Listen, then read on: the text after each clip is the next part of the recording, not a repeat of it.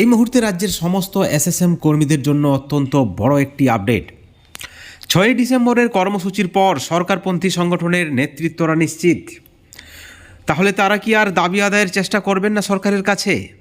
তাদের যে দাবি, তাদের যে বার্তা আকারে ইঙ্গিতে এবার দুই নেতৃত্বই পার্শ্ব শিক্ষকদের বেতন বৃদ্ধি করুক।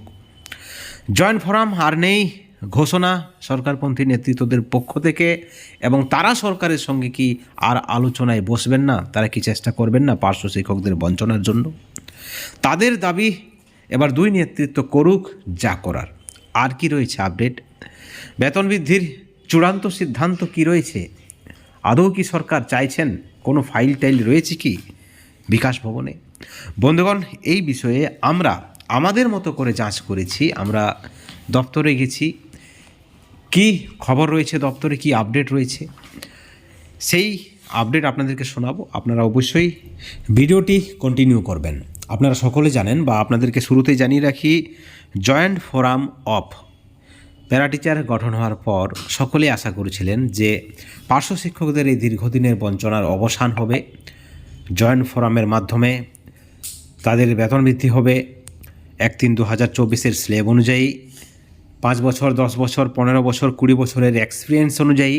কিন্তু পরবর্তীতে দেখা গেল জয়েন্ট ফোরাম ভেঙে গেছে। বন্ধুগণ, প্রথমত যে খবর যে জয়েন্ট ফোরামে ফাটল, কিন্তু অবশেষে সরকারপন্থী সংগঠনের সভাপতি রমিউল ইসলাম পরিষ্কার জানিয়ে দিয়েছেন যে আর জয়েন্ট ফোরাম নেই, এবং কার্যত আকারে ইঙ্গিতে তারা যে দাবি করছেন যে এরপর থেকে যারা রাস্তায় নামলেন তাদেরকেই দায়িত্ব নিতে হবে পার্শ্ব শিক্ষকদের বেতন বৃদ্ধির জন্য। তাহলে কি তারা আর তাদের যে প্রচেষ্টা, তাদের যে আলোচনা, সরকারের প্রতি যে আস্থা একত্রিত করার একটা প্রয়াস অবশ্যই করেছিলেন সরকারপন্থী সংগঠনের সভাপতি রমিউল ইসলাম, কিন্তু মতের ভিত্তিতে সকলে একত্রিত হতে পারেনি। যাই হোক, কেউ ভাবছেন রাস্তায় নেমে সরকারের দৃষ্টি আকর্ষণ করা যাবে বা করা হবে, কেউ ভাবছেন আন্দোলনের মাধ্যমে, কেউ ভাবছে কেসের মাধ্যমে, কেউ ভাবছেন সরকারের সঙ্গে আলাপ আলোচনার মাধ্যমে, অর্থাৎ কোনো ধরনের বিরোধিতা নয়, কোনো ধরনের রাস্তায় জমায়েত নয়। কিন্তু এই যে ভাবনা চিন্তা প্রত্যেক সংগঠনের, প্রত্যেক নেতৃত্বের কোথাও না কোথাও প্রত্যেকের ভাবনায় কিন্তু ঘাটতি রয়েছে, এবং সেই ঘাটতি পূরণ করতে পারতেন একমাত্র, সেটা হচ্ছে জয়েন্ট ফোরাম। কিন্তু জয়েন্ট ফোরাম শেষ পর্যন্ত টিকল না। আপনারা জানেন, বঞ্চিত ফোরাম থেকে 6ই ডিসেম্বর যে কর্মসূচি নেওয়া হয়েছে, সেখানে তারা দাবি করেছিলেন যে এই সিদ্ধান্ত জয়েন্ট ফোরামের সিদ্ধান্ত, কিন্তু অবশেষে পরিষ্কার করে দিলেন রমিউল ইসলাম যে এই সিদ্ধান্ত জয়েন্ট ফোরামের নয়। এই সিদ্ধান্ত মূলত দুটি সংগঠনের পক্ষ থেকে নেওয়া হয়েছিল, এবং সেখানে যে জমায়েত প্রায় 2-3 হাজার আপনারা দেখেছিলেন, এবং খুব সফলভাবে এই সমাবেশ হয়েছে। যাই হোক, সমাবেশের পর যে বার্তা দেওয়া হয়েছে সরকারপন্থীদের পক্ষ থেকে যে তারা আর চেষ্টা করছেন না বা করবেন না, এরপর দায়িত্ব থাকছে দুই নেতৃত্বের উপর। কিন্তু প্রশ্ন উঠছে, দুই সংগঠনের নেতৃত্বরা তারা রাস্তায় নেমেছেন, সরকারের বিরোধিতা করেননি, সরকারের দৃষ্টি আকর্ষণের জন্য। সেখানে পার্শ্ব শিক্ষকদের সংখ্যাটা 44,000, সেখানে 3-4 হাজার পার্শ্ব শিক্ষকের যদি জমায়েত হয় তাহলে কিন্তু পড়ে রয়েছে আরও 40,000। এমতো অবস্থায় সরকারপন্থী নেতৃত্বদের এই যে দাবি যে তারা আর করবেন না, দুই নেতৃত্বের উপর তারা দায়িত্ব ছেড়ে দিলেন, এবং এই দুই নেতৃত্ব পরবর্তীতে আন্দোলনের নামে টাকা তুলবেন, কেসের নামে টাকা তুলবেন, যেমন টাকার ইঙ্গিতে অভিযোগ রয়েছে। সেখানে সরকারপন্থী নেতৃত্বদের এই যে সিদ্ধান্ত, সেটাও কতখানি যুক্তিসঙ্গত সেটাও কিন্তু ভাবার। কারণ 4,000 যদি জমায়েত আমরা ধরে নিই, তাহলে কিন্তু বাকি রইল আরও 40,000। 40,000-এর জন্য কি সরকারপন্থী সংগঠনের নেতৃত্বরা দায়বদ্ধ নয়? তারা দীর্ঘদিন ধরে যে বার্তা দিয়ে এসেছেন আলাপ আলোচনার, সেই আলাপ আলোচনা পূরণে তারা কি দায়বদ্ধ নয়? শিক্ষামন্ত্রী বা শিক্ষা দপ্তর থেকে বিভিন্ন সময় যে পজিটিভ বার্তা উঠে এসেছে, ফাইলের গল্প উঠে এসেছে, পার্শ্ব শিক্ষকদের বেতন বৃদ্ধির ফাইলই রয়েছে বিকাশ ভবনে, এই যে গল্প বা জল্পনা বিভিন্ন সময় উঠে এসেছে, তার জন্য কি তারা দায়বদ্ধ নয়? বা তাদের কর্তব্য বা তাদের দায়িত্ব থেকে কি তারা মুক্ত? না। আশা করি অনেকটা ক্ষোভের মানসিকতা নিয়েই সরকারপন্থী সংগঠনের নেতৃত্বরা এই বার্তা দিয়েছেন। যাই হোক, আপনাদেরকে জানিয়ে রেখি, আমরা দপ্তরে গেছিলাম এবং সেখান থেকে যে খবর আমরা পেয়েছি, আমরা কিন্তু বারবার আপনাদেরকে বলে আসছি পজিটিভ চিন্তা ভাবনা রয়েছে, অনুকূল পরিস্থিতি রয়েছে। আপনারা জানেন ইতিমধ্যেই বেশ কয়েকটি দপ্তরের বেতন বৃদ্ধি করেছে রাজ্য সরকার। এমতো অবস্থায় পার্শ্ব শিক্ষক, এসএসকেএমএসকে, শিক্ষাবন্ধু সহ আরও যে সকল এসএসএম কর্মী রয়েছেন, রাজ্যে চুক্তিভিত্তিক শিক্ষক এবং শিক্ষাকর্মী রয়েছেন, প্রত্যেকের জন্য সরকারের চিন্তা ভাবনা রয়েছে।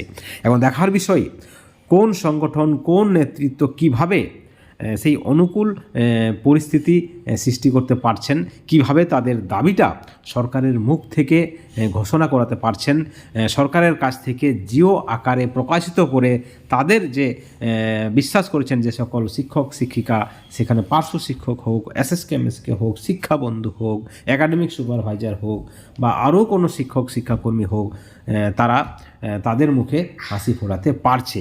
দায়িত্বটা কিন্তু নেতৃত্বদের উপর অনেকটাই, এবং অনেকেই আশা করছেন। আপনাদেরকে জানিয়ে রাখি, পার্শ্ব শিক্ষকদের সকলের দাবি কিন্তু বেতন বৃদ্ধি, কিন্তু মতের দিক থেকে তাদের কিন্তু তারা একমত হতে পারছেন না। বিভিন্ন সময়ে আপনারা দেখেছেন একদল সরকারপন্থীদের উপর দোষারোপ করে গেছেন, এই সরকার কিছু করবে না বা এই সরকারপন্থী নেতৃত্বরা কিছু চাইছেন না। হঠাৎ করে আন্দোলন, হঠাৎ করে একটা মামলা কলকাতা হাইকোর্টে, এবং তার ফলে যেটা দেখা যাচ্ছে যে সরকারপন্থী সংগঠনের নেতৃত্বরা যখনই সরকারকে বোঝাতে চাইছেন বা বোঝাবার মতো একটা পরিস্থিতি তারা ক্রিয়েট করছেন, ঠিক অপর দিকে তখন বিদ্রোহ। এবং এটাও একটা বিষয় যে যখনই আন্দোলন বা কেস মামলার মাধ্যমে চাপ সৃষ্টি করা হচ্ছে, ঠিক তখনই সরকারপন্থী নেতৃত্বরাও কিছু না কিছু একটা ঘোষণা করছেন। অর্থাৎ যতক্ষণ না পর্যন্ত আপনারা একত্রিত হচ্ছেন, দাবি আদায়ে যথেষ্ট প্রবলেম হবে বা বাধার সম্মুখীন হতে হবে, এই বিষয়টি কিন্তু একেবারে পরিষ্কার। অনেকেই অভিযোগ করছেন আপনারা গাছেরও খাবেন, তলারও কুড়াবেন, এটা কিন্তু হতে পারে না। যখন সরকারের উপর বিশ্বাস রাখবেন তখন আপনারা রাস্তায় নামবেন না, কোনো ধরনের মামলা মোকদ্দমা করবেন না। কিন্তু একসাথে দুটো কিভাবে সম্ভব? এখানে কিন্তু যে সকল পার্শ্ব শিক্ষক সংগঠন রয়েছে বা নেতৃত্ব রয়েছে, তাদের এই যে দুমুখো চেহারা সরকার ভালোভাবে বোঝে বা সেখানে তাদের গুরুত্ব দিন দিন কমে যাচ্ছে, সেটাই কি হতে চলেছে? কারণ আপনারা দেখেছেন আজকে যারা সরকারের দৃষ্টি আকর্ষণ করতে চাইছেন, গত দিনে তারা কিন্তু সরকারের বিরোধী ছিলেন। ঠিক অপরদিকে যেটা হচ্ছে, সরকারপন্থীরা সরকার বিরোধীদের দুর্বল করছেন এবং সরকার বিরোধীরা সরকারপন্থীদের দুর্বল করছেন। অর্থাৎ কোথাও না কোথাও দুর্বলতাটা নিজেদের মধ্যেই আসছে। সেই একটা কথা রয়েছে যে উপর দিকে থুতু ফেললে সেটা কিন্তু নিজের গায়ে পড়ে। যতক্ষণ না স্বাভাবিক বা ছোট বিষয়টা সমস্ত এসএসএম কর্মী, সে পার্শ্ব শিক্ষক হোক বা এসএসকেএমএসকে হোক বা আরও কোনো দপ্তরের কর্মী হোক, যতক্ষণ না বুঝতে পারছে ততক্ষণ না কিন্তু দাবি আদায়ে কোথাও না কোথাও সমস্যা হবে। বন্ধুগণ, আপনারা কি মনে করেন? আপনারা কি মনে করেন যে আন্দোলনের মাধ্যমে দাবি আদায় সম্ভব? আপনারা কি মনে করেন? আপনারা কি মনে করেন যে কেস মোকদ্দমার মাধ্যমে, মামলার মাধ্যমে দাবি আদায় সম্ভব? নাকি আপনারা মনে করেন যে সরকারপন্থী নেতৃত্বরা যেভাবে আলোচনার মাধ্যমে দাবি রাখছেন সেইভাবেই দাবিটা সম্ভব, দাবি আদায়টা সম্ভব, বেতন বৃদ্ধিটা সম্ভব? অবশ্যই আপনাদের মতামত আপনারা চ্যানেলের কমেন্ট সেকশনে কমেন্ট করে জানাবেন। সকলে ভালো থাকবেন, সুস্থ থাকবেন। Thank you so much.